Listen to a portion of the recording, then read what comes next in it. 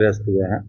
सबसे पहला 18 जून को एक पुल क्षतिग्रस्त हुआ था जो अररिया में बकरा नदी पर था, और वो पुल वर्ष 2021 से बन रहा था।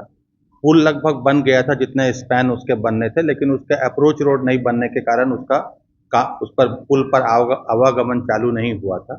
वही पुल बकरा नदी में पानी आने के बाद ध्वस्त हुआ, उसका पियर भी धंसा और उसके बाद पुल का स्लैब भी गिरा।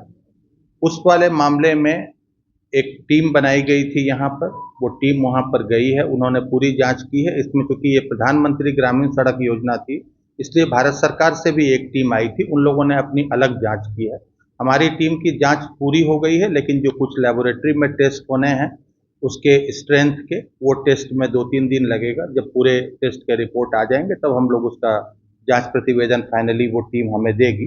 लेकिन फिलहाल उसमें प्रथम दृष्टया जो लापरवाही बरती गई है या कार्य की गुणवत्ता में जो खराबी है, उसको देखते हुए उसमें 6 अभियंताओं पर कार्रवाई हुई है, जिसमें 4 अभियंताओं को निलंबित कर दिया गया है। 2 अभियंता उसमें संलग्न और थे, लेकिन वो पहले से ही किसी अन्य मामले में निलंबित थे, इसलिए उनको निलंबित नहीं किया गया है।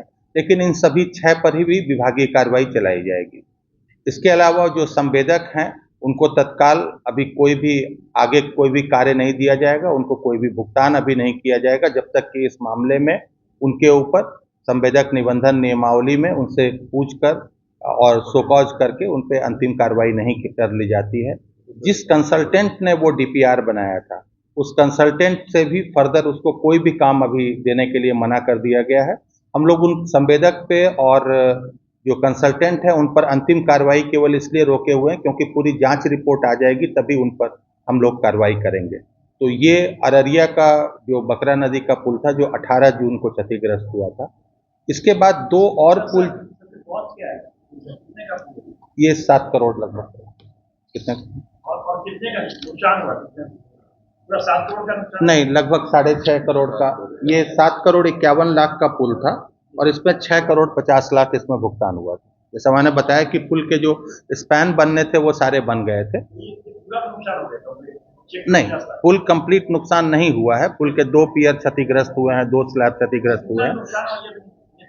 नहीं, अभी उसकी पुल की सभी पायों की जांच नहीं हो पाई, क्योंकि वहां पानी इतना ज्यादा है कि वहां पर उसकी जांच नहीं हो सकती थी कि वो पाए मजबूत हैं या उनको भी कंप्लीटली तोड़ना पड़ेगा।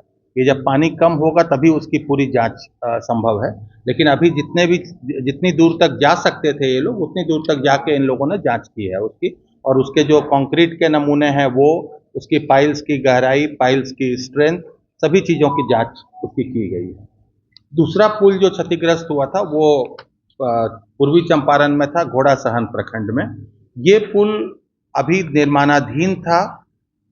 इस पुल में 23 जून को ये पुल क्षतिग्रस्त हुआ है और 23 जून को इसमें संवेदक ने प्राथमिकी दर्ज कराई, क्योंकि प्रथम दृष्टया जो प्रतिवेदन प्राप्त हुआ है उसमें यह है कि ये पुल में पिछले दिनों कुछ स्थानीय व्यक्तियों से उसकी कुछ लड़ाई हुई थी संवेदक की, और रात में उन लोगों ने आकर उसकी जो शटरिंग थी, जो ताज़ा ढलाई की गई थी, उसकी शटरिंग उन लोगों ने हटा दी, जिसके कारण से अभी उस पर ढलाई नहीं हुई थी, केवल उस पर रॉड बांधा गया था। वो पूरा का पूरा जो रेनफोर्समेंट था वो नीचे आ गया उसमें संवेदक ने प्राथमिकी भी दर्ज कराई है। पुलिस अपने स्तर से जांच कर रही है।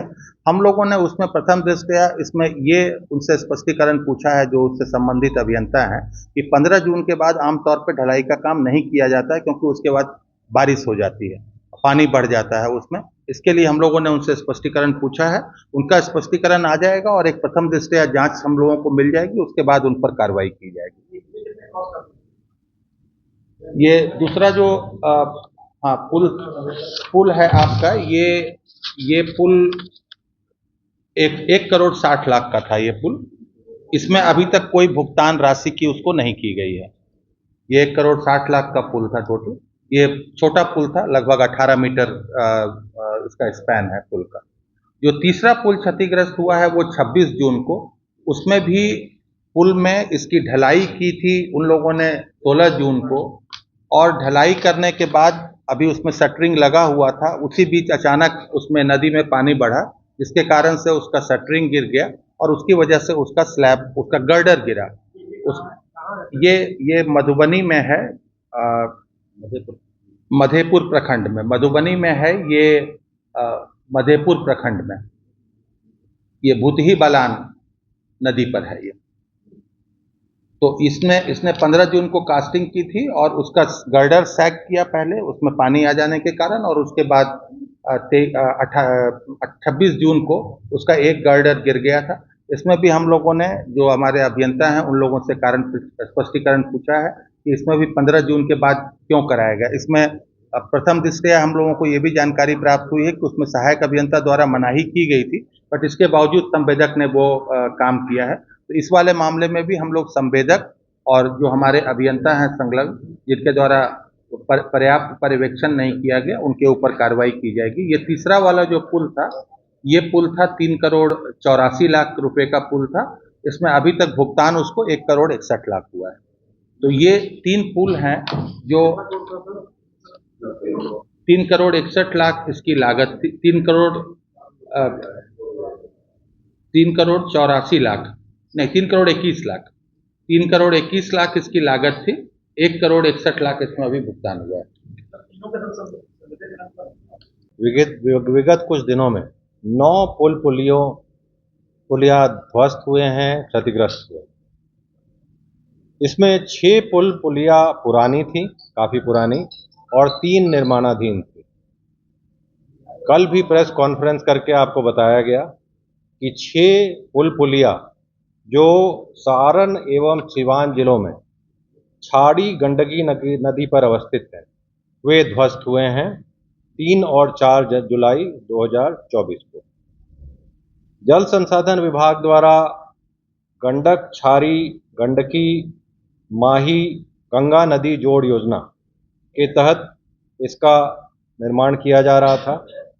वर्ष 2023 की समाधान यात्रा में माननीय मुख्यमंत्री के निर्देश से इस नदी की अविरलता को बरकरार रखने के लिए और क्षेत्र को बाढ़ न्यूनीकरण के लिए भी, और उस क्षेत्र में जल स्तर ऊपर रखने के लिए यह योजना कार्रवाई की जा रही थी। इस योजना को मार्च 2025 तक समाप्त करना है। 69.89 करोड़ रुपए की योजना 170 किलोमीटर लंबी, जिसमें 19 मीटर चौड़ाई और औसत गहराई 3 मीटर की है, उसका डिसिल्टेशन कराया जाना था। इसी क्रम में कार्रवाई जो खुदाई की गई, उड़ाही की गई, उसमें पियर और एबटमेंट के पास भी मिट्टी को हटा दिया गया। पूरी तरह संतुष्ट होने के बावजूद हमने कल बताया था कि इसमें विभाग द्वारा प्रथम दृष्टया जो अभियंतागण संलग्न है और संवेदक की लापरवाही का प्रथम दृष्टया प्रमाण आ रहा था। उसमें हमने यह भी बताया था कि 24 घंटे के अंदर प्रतिवेदन की मांग की गई है और उस पर अविलंब कार्रवाई की जाएगी। इसमें जो उड़नदस्ता जांच प्रतिवेदन प्राप्त हो चुका है और यह पाया गया कि कार्य के दौरान संबंधित अभियंताओं के द्वारा नदी पर अवस्थित पुल पुलिया को सुरक्षित रखे जाने हेतु एहतियाती कदम नहीं उठाया गया तथा समुचित तकनीकी पर्यवेक्षण नहीं किया गया। साथ ही कार्यकारी संवेदक के स्तर से भी लापरवाही की गई और इसे गंभीरता से लेते हुए जल संसाधन विभाग द्वारा जो संलग्न अभियंतागण हैं उन्हें निलंबित किया गया है। इसमें 2 कार्यपालक अभियंता निलंबित हुए हैं, 4 सहायक अभियंता निलंबित हुए हैं और 5 कनीय अभियंता निलंबित हुए हैं। कुल 11 अभियंतागण आज ही निलंबित हुए हैं और त्वरित कार्रवाई इसमें की गई है ताकि जो लापरवाही की गई है और जो तकनीकी पर्यवेक्षण नहीं हुआ है उसका अविलंब दंड दिया जाए। इसमें किनका निलंबन हुआ है उसकी सूची भी आपको प्रेस नोट में मिल जाएगी। आवागमन सुनिश्चित करने हेतु नए पुलों के शीघ्र निर्माण एवं उक्त कार्य की स्वीकृति प्रदान करने के लिए अविलंब प्राक्कलन उपलब्ध कराने के लिए पुल निर्माण निगम से अनुरोध किया गया है और त्वरित गति से पुल निर्माण करने के लिए इसे अविलंब स्वीकृति दी जाएगी। और उससे प्रबंध निदेशक पुल निर्माण निगम से भी वार्ता हो गई है, वे इस पर प्राक्कलन बनाकर उपलब्ध कराए हैं।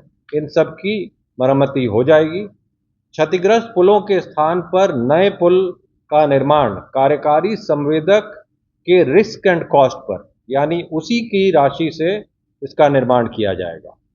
और यह भी है कि इसमें सरकार पूरी तरह से गंभीर है और कोई भी कमी होती है किसी के द्वारा उस पर कार्रवाई की जाएगी। यह भी बोला गया है कि जो उस लंबे गंडक क्षारी योजना में कई पुल हैं, सभी को सुरक्षित रखा जाए, परंतु उसके बाद भी अगर कोई पुल का पर कोई क्षति होती है तो उस पर कार्रवाई की जाएगी।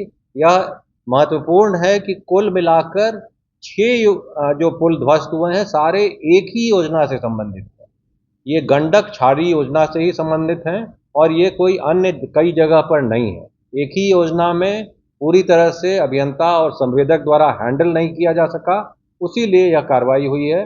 इस तरह से क्षतिग्रस्त हुए हैं और इस पर अविलंब कार्रवाई हुई है और यही आज बताना था। और साथ में जो ग्रामीण कार्य विभाग द्वारा के तत्वावधान में जो पुल पुलिया क्षतिग्रस्त हुए हैं या ध्वस्त हुए हैं, उनके संबंध में अपर मुख्य सचिव ग्रामीण कार्य विभाग यहाँ पर हैं, वो उनके बारे में क्या कार्रवाई की गई है, उनकी स्थिति के बारे में आपको बताएंगे।